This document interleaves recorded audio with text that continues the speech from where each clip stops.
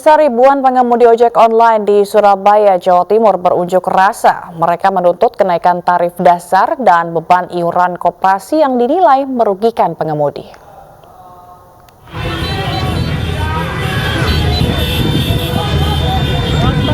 Ribuan pengemudi ojek online ini berunjuk rasa dan memblokade Jalan Raya Ahmad Yani, Surabaya, Jawa Timur. Mereka menuntut kenaikan tarif dasar dan meminta menghilangkan potongan 20%, juga menuntut banyaknya iuran dari koperasi yang dinilai merugikan para pengemudi. Melibatkan Frontal Jatim bersama pemerintah untuk merumuskan tarif dan perjanjian kemitraan. Poin kedua, turunkan potongan aplikasi sebesar 10%. Poin yang ketiga, hapus biaya layanan pesanan. Poin yang keempat, tolak sistem double order dan auto bid. Poin yang keempat, rubah rentan jarak dari 0,5 km menjadi 0,4 km. Poin yang kelima, tolak aturan denda pada saat cancel order. Poin yang keenam, hapus zona merah. Poin yang ketujuh, bebaskan driver koperasi menjadi driver individu. Dan selanjutnya, bubarkan komunitas bentukan aplikator. Usai melakukan orasi di depan kantor Dinas Perhubungan Jawa Timur, mereka bergerak ke sejumlah kantor aplikator di kawasan Jalan Boulevard Surabaya. Akibat aksi ini, sejumlah ruas jalan mengalami kemacetan.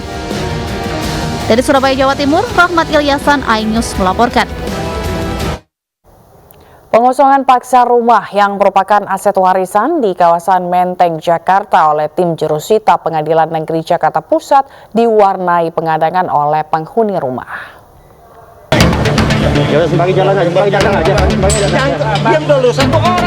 Pria penghuni rumah ini langsung mengadang petugas tim jurusita pengadilan saat akan mengosongkan paksa rumah di Jalan Yusuf Adiwinata, Menteng, Jakarta, Rabu pagi. Istri yang juga ikut mengadang dari balik pagar sontak histeris. Sambil menangis, wanita ini memohon agar petugas tidak mengosongkan rumah dengan alasan masih berstatus sengketa. Petugas pun langsung membacakan putusan majelis hakim dan merangsek masuk. Eksekusi paksa dilatar belakangi sengketa kepemilikan aset warisan antara pemilik dengan beberapa adik tirinya. Putusan pengadilan dari tahun 2014, dia PK sampai 2019 PK-nya. PK, jadi udah ada upaya hukum lain lagi, ini udah ingkrah. Kendati kecewa dengan pengosongan paksa yang dilakukan tanpa mediasi terlebih dahulu, namun penghuni dan istri pasrah menerima kenyataan pahit. Dari Jakarta, Rani Sanjaya, iNews melaporkan. Pemirsa, kelompok terorisme menargetkan kaum milenial sebagai sasaran untuk menularkan paham radikalnya. Menangkal paham-paham radikal termasuk pola rekrutmen kelompok terorisme menjadi tanggung jawab bersama.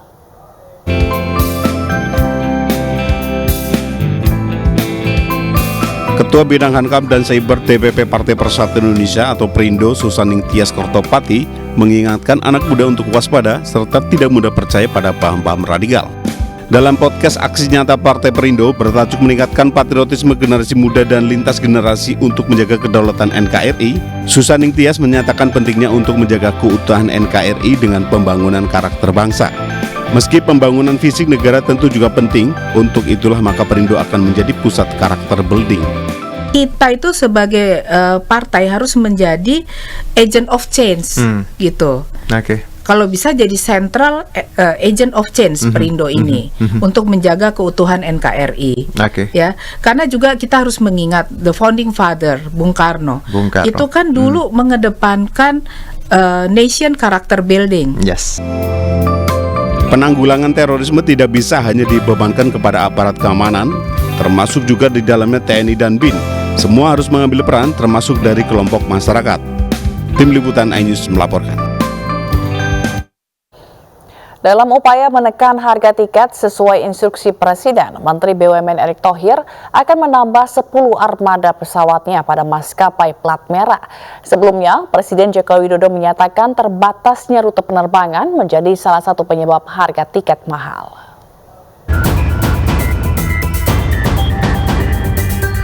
Lonjakan harga tiket pesawat terus dikeluhkan penumpang transportasi udara. Mereka berharap pemerintah mau mengevaluasi tinggi harga tiket agar tidak membebani masyarakat. Tingginya harga tiket pesawat juga jadi atensi Presiden Joko Widodo. Salah satu strategi menekan harga tiket, Kementerian BUMN dalam waktu dekat akan menambah armada maskapai Garuda Indonesia sebanyak 10 pesawat baru. Menteri BUMN Erick Thohir menyatakan, saat ini jumlah pesawat Garuda yang beroperasi hanya 38 pesawat. Dengan penyertaan modal negara PMN sebesar 7,5 triliun rupiah, diharapkan tahun 2022 armada Garuda dan Citylink mencapai 120 pesawat. Kita sampaikan ke Bapak Presiden dan para menteri yang hadir, Garuda setelah restrukturisasi PKPU ini akan mulai menambah jumlah pesawatnya kembali, di mana yang sekarang Garuda dan Citylink jumlahnya hanya 61, di akhir tahun akan mencapai angka 120. Nah, keseimbangan ini yang kita harapkan juga bisa memperbaiki harga tiket nasional. Erick memastikan penambahan armada PT Garuda Indonesia tidak akan menyebabkan kasus korupsi terulang lagi. Menurut Erick, tambahan armada dari penyewaan pesawat yang sesuai harga pasar sehingga tidak terjadi lagi praktek markup. Erick juga akan mengerahkan Himbara untuk memberikan promo-promo pembelian tiket pesawat. Dari Jakarta, Tim Liputan iNews melaporkan. Kakor Lantas menggelar Rakor Samsat di Kuta Bali. Rakor ini digelar demi mewujudkan pelayanan publik yang presisi dalam rangka mendukung pemulihan ekonomi nasional. Rakor Samsat yang dihadiri seluruh pembina tingkat provinsi ini diharapkan seluruh stakeholder dapat saling membantu dalam menegakkan hukum dan menyadarkan masyarakat untuk memenuhi kewajiban sebagai pemilik kendaraan. Kepala Korlantas Polri, Irjen Pol Firman Santiabudi mengatakan, melalui rapat koordinasi ini diharapkan dapat mendukung perkembangan ekonomi nasional. Yang semuanya ditujukan sesuai dengan tema yang kita angkat pada tahun hari ini adalah merevitalisasi yang ditujukan juga untuk mendukung pembangunan ekonomi nasional.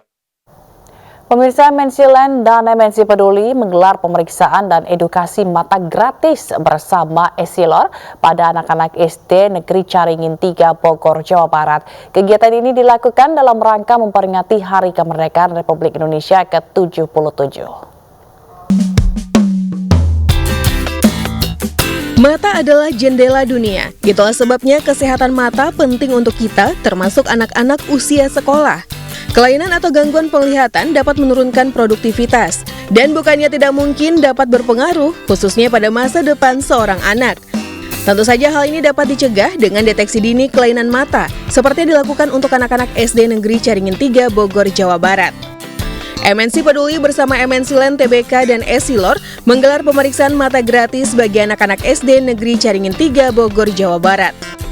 Anak-anak yang terdeteksi mengalami gangguan mata diberikan kacamata gratis oleh Esilor. Kegiatan ini merupakan bentuk kepedulian MNC serta Esilor terhadap kesehatan mata anak-anak yang biasa terpapar sinar gadget. Matanya dalam kondisi yang baik, ya. Hanya beberapa yang membutuhkan kacamata sampai saat ini ketika kita periksa, ini membuktikan bahwa anak-anak masih cukup bagus. Kami sangat berterima kasih karena acara ini positif, bisa pertama membangkitkan semangat anak. Tidak hanya pemeriksaan mata, ratusan anak SD tersebut mengikuti lomba dan kuis dalam rangka memperingati Hari Kemerdekaan Republik Indonesia yang dilaksanakan sebelum pemeriksaan mata dilakukan. Pemberian hadiah dan door prize semakin membuat anak-anak antusias dalam kegiatan ini. Saya senang sekali dengan adanya kegiatan ini. Semoga tahun kedepannya ada kegiatan ini lagi. Kegiatan ini merupakan bentuk kepedulian MNC Group lewat MNC Land dan MNC Peduli dalam membantu menjaga kesehatan mata anak usia sekolah. Dari Bogor, Giselia Nurrahma, Raga Firdaus, iNews melaporkan. Kapolda Kalimantan Utara Irjen Pol Daniel Aditya Jaya meresmikan Rumah Kebangsaan Cipayung Plus Kalimantan Utara. Rumah Kebangsaan akan menjadi tempat bagi pemuda untuk berdiskusi dan memecahkan masalah terkini. Kapolda Kalimantan Utara mengapresiasi berdirinya Rumah Kebangsaan Cipayung Plus yang berlokasi di Jalan Nuri, Tanjung Salor, Kabupaten Bulungan, Kalimantan Utara. Rumah Kebangsaan diharapkan mampu menjaga persatuan dan kesatuan, mempersiapkan SDM unggul menuju Indonesia Emas. Rumah Kebangsaan digagas kelompok mahasiswa Cipayung Plus yang terdiri dari 12 organisasi mahasiswa. Yang sangat positif dan kami sangat mengapresiasi kegiatan ini, karena di Rumah Kebangsaan ini kita bisa menjadi satu wadah atau bahkan tempat yang sudah nyata bagaimana kita berpikir, bagaimana kita berdiskusi untuk merumuskan satu pemikiran-pemikiran yang positif, tentunya membangun. Dalam mendukung program pemerintah, TNI membuat program TMMD, khususnya program percepatan pembangunan di wilayah pedesaan dan di wilayah terdepan Negara Kesatuan Republik Indonesia. Program TNI Manunggal Masuk Desa atau TMMD ini salah satu wujud TNI untuk upaya meningkatkan kesejahteraan masyarakat. Yang mana program TMMD ini upaya untuk membangun sarana prasarana dan infrastruktur wilayah, meningkatkan taraf hidup masyarakat, serta meningkatkan produktivitas masyarakat, khususnya masalah pertanian, kesehatan, dan terutama stunting.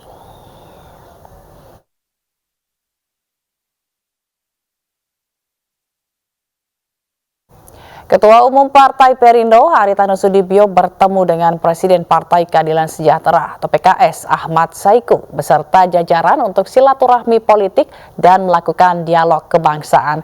Pada pertemuan ini dibahas berbagai hal, mulai dari politik, persoalan bangsa, hingga potensi kolaborasi untuk bersama membangun NKRI.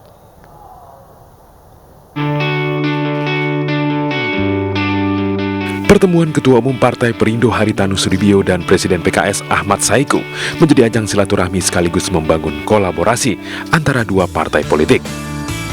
Termasuk peluang konsolidasi dan kolaborasi jelang pemilu 2024 untuk dapat bersama berjuang memajukan negeri. Antara lainnya silaturahim, ya, jadi supaya saling dekat, tidak hanya dekat di acara-acara formal, tapi secara kekeluargaan. Kedua pimpinan dari kedua partai ini bisa hubungannya lebih baik. Terus kedua sekalian juga saya memperkenalkan Pak TGB yang telah dilantik menjadi Ketua Harian Nasional. Khususnya kita ingin mencoba mencari titik-titik temu dan untuk upaya untuk membangun kolaborasi bersama dengan dua partai ini. Insya Allah kita akan terus menjajaki ya. Ini mungkin malam hari ini menjadi starting point bagi dua partai ini untuk kedepannya bisa penjajakannya lebih luas lagi. Dalam dialog kebangsaan, kedua partai politik juga sepakat untuk membangun politik yang menyenangkan sehingga pemilu 2024 mendatang dapat berjalan dengan sukacita dan penuh kedamaian. Komitmen untuk menghadirkan politik yang lebih menyenangkan. Jadi komitmen untuk sama-sama bagaimana politik lebih menyenangkan, ya, lebih menggembirakan, ya. Jadi kontestasi itu disambut dengan kesukacitaan. Partai Perindo dan PKS sepakat untuk bersama-sama membangun kesejahteraan masyarakat melalui kebijakan politiknya. Tim Liputan iNews melaporkan. Sementara Ketua Umum DPP Partai Golkar Airlangga Hartarto menerima kunjungan Ketua Umum Partai Solidaritas Indonesia PSI di kantor DPP Partai Golkar Jakarta Barat. Pertemuan tersebut membahas situasi perkembangan ekonomi hingga politik jelang pemilu 2024.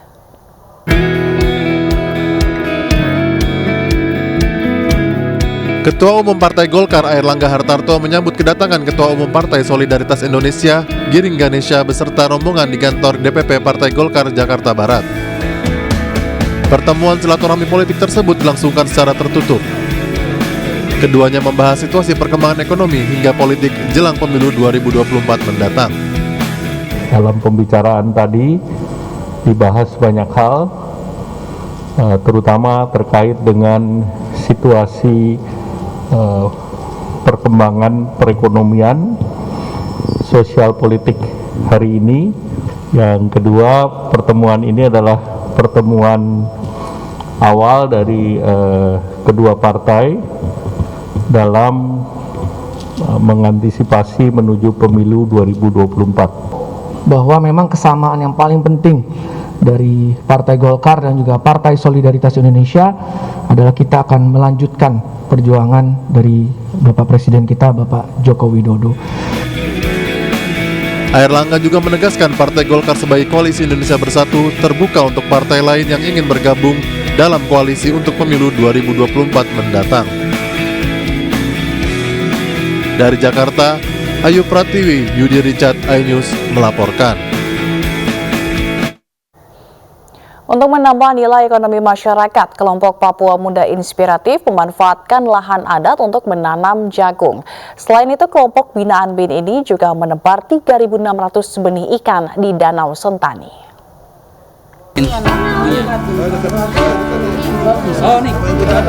Kelompok Papua Muda Inspiratif memanfaatkan lahan adat untuk menanam jagung, sagu, dan kopi. Dari 83 hektar lahan milik masyarakat adat di Papua, setidaknya ada 50 hektar yang telah dibuka dan 17 hektar yang telah ditanami jagung. Ada 105 orang petani di Kampung Kuadeware dan Kampung Doyo Lama, Distrik Waibu, Jayapura yang terbagi dalam 7 kelompok. Didampingi BIN, PMI memfasilitasi pengelolaan lahan yang diharapkan dapat menambah nilai ekonomi untuk masyarakat. Ya, jadi selain jagung, kami punya ada 4 program prioritas yang ada di Provinsi Papua dan Papua Barat. Pertama jagung, yang kedua sagu. Jadi kalau dilihat di sekitar sini, ini ada beberapa sagu-sagu alami, hutan sagu alami yang kedepannya kami akan dorong untuk pengelolaan produk turunannya. Kemudian selain itu kami ada kopi juga, kopi yang tersebar di beberapa kabupaten yang ada di sekitar Jayapura. Kemudian yang tadi sudah kita lihat sendiri, kita ada penaburan bibit ikan. Selain itu, PMI juga menebar 3.600 benih ikan mujair di Danau Sentani, Papua. Budidaya ikan di keramba jaring apung ini kini telah mencapai 25.000 ekor ikan.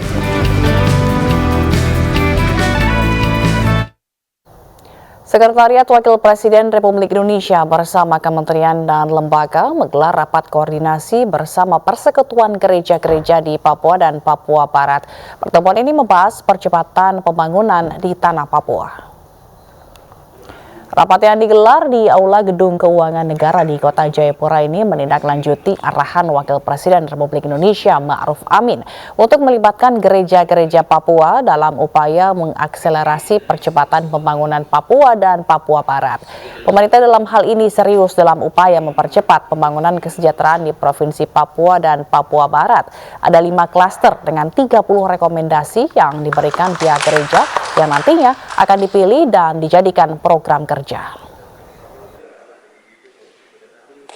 Percakapan kami di hari ini dengan membreakdown rekomendasi yang telah kami bawa dan serahkan ke Pak Wapres dapat ditindaklanjuti dalam program-program yang menghadirkan damai dan sejahtera di tanah Papua. Pemirsa, kemegahan dan keindahan Candi Borobudur di Magelang, Jawa Tengah banyak dijadikan inspirasi oleh siapa saja, termasuk oleh sebuah brand perhiasan ternama yang meluncurkan karya indah dan megah bak Candi Borobudur.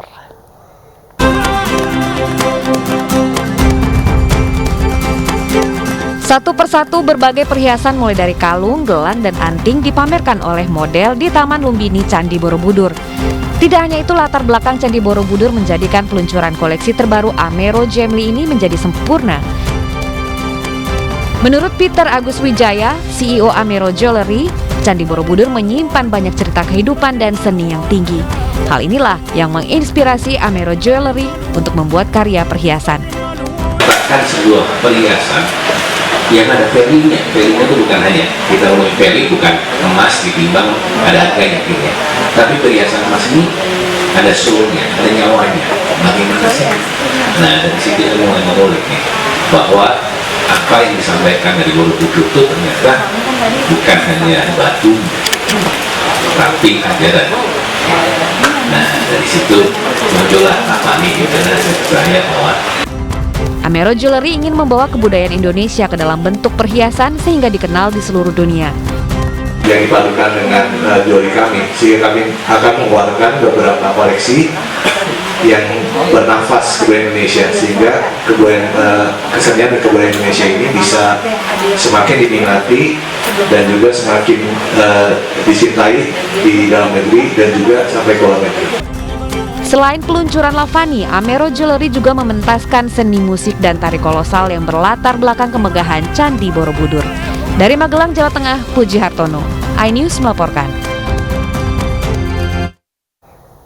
230 orang tewas dalam banjir yang menerjang Pakistan. iNews pagi akan hadirkan